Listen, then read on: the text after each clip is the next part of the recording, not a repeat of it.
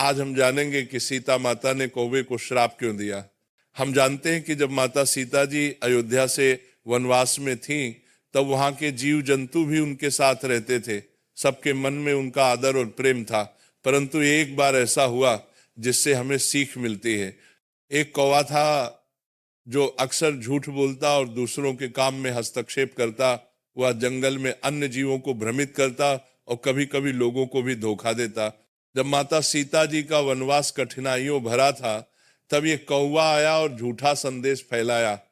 उसने ऐसा कहा जिससे कुछ समय के लिए अन्य जीव और लोग भ्रमित हो गए। माता जी ने देखा कि झूठ और भ्रम फैलाने का यह व्यवहार न केवल दूसरों के लिए हानिकारक था, बल्कि सच्चाई और धर्म के मार्ग में भी बाधा डालता है।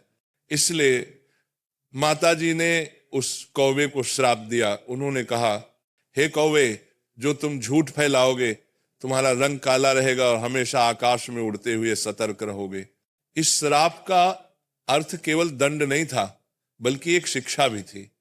माता जी हमें यह समझाना चाहती थी कि सत्य बोलना और धर्म का पालन करना चाहिए।